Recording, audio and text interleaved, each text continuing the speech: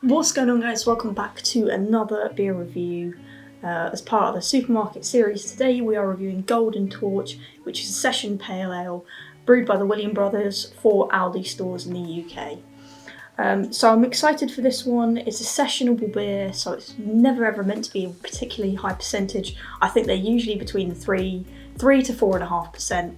And the reason they're called sessions, or at least my understanding of the reason they're called sessions, is because you're meant to drink a lot of them, or you're not meant to drink a lot of them. You're never meant to drink alcohol in particular excess. But the reason they're called sessionable beers is because you can have a good old beer session on them, and hopefully it won't leave you feeling too bad, or at least not as bad as if you'd had the same amount of beer but at a higher percentage.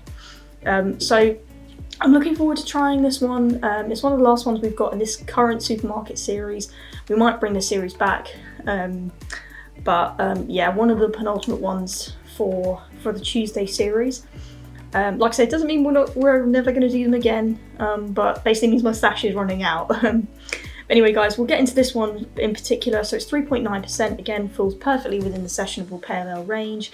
And again, my statement of between 3 and 4.5 is purely my own observation. The probably definition of sessionable pale ales is something different, just so you guys know. I'm no expert, but I do love my craft beers. So this one, as I say, it's brewed for Aldi. It's by the William brothers again, so those lovely Scottish brothers up in Scotland. Have brewed this. We'll read on the back here, it says, "Keep the faith with this soul boy session ale. Brewed with a banging blend of malts to bring body and sweetness to your spins and flips." That sounds mad. I mean, it's got pretty simple can artwork here. It kind of just looks like an off-center bullseye with a little bit of W's at the top. That's for the William brothers, I think. It's kind of their style.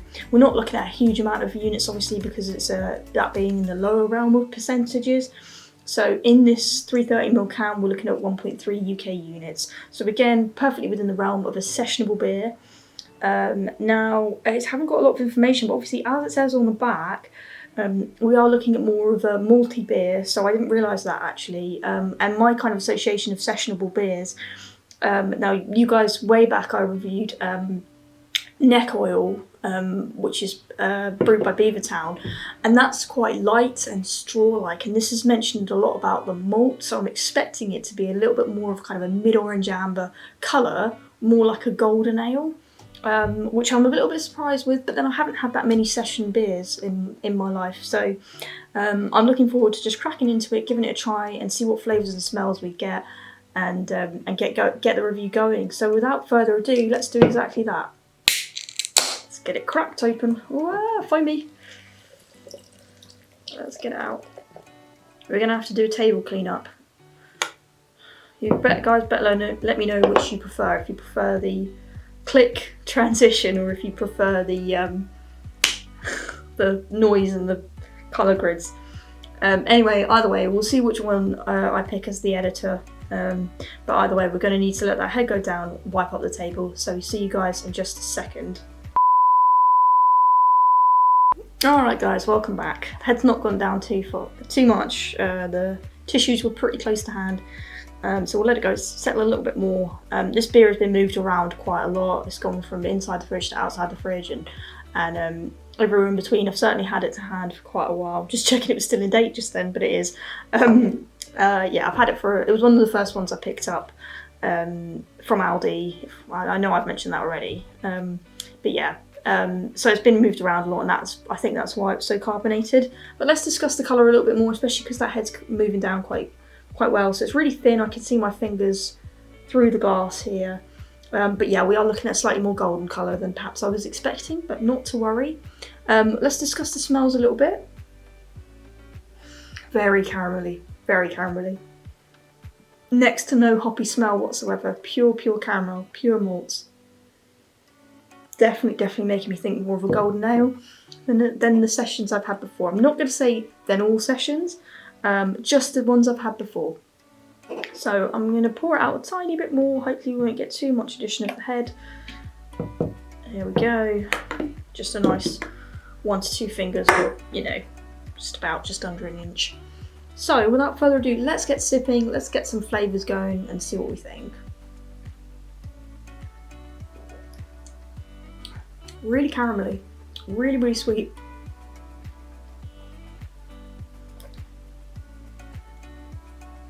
You can really, really taste those malts.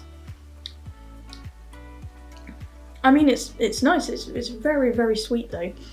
Very much like a golden ale. Very, very like Aldi's Good as Gold. Now I know that their breweries are different. It was the Hop Foundry who did the Good as Gold, whereas this is the William Brothers, but this is very, very similar to that. Really got those sweet caramelly notes with not much else really. I'm going to do a few more sips to try to develop something else. But yeah, couldn't taste any hops. Couldn't tell you what the hops tasted like at all. Very, very caramelly.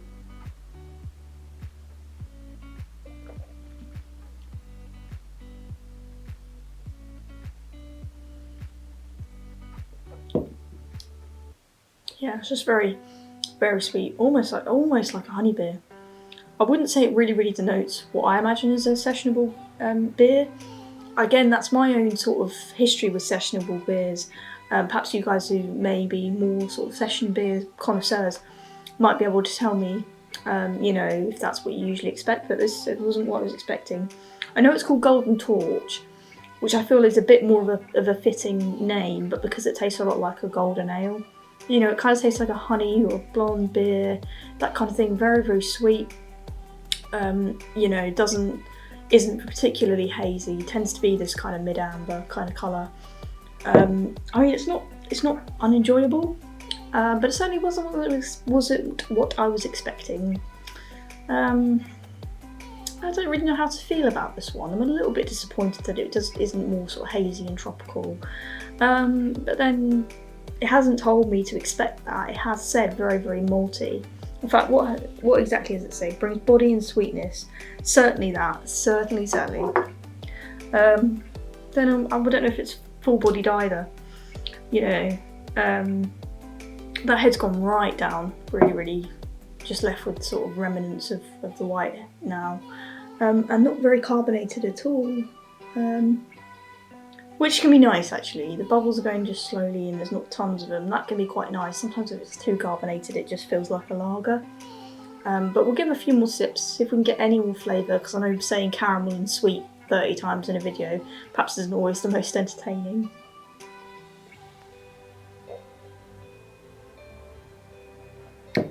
That's it really. That's all I can explain it as. With those, it carries a slight bitter note towards the end of the sip. You get sweet first, tiny bit of bitterness on the tongue, but even that just tastes almost like a salted caramel type kind of flavour. It's still got sweetness to it.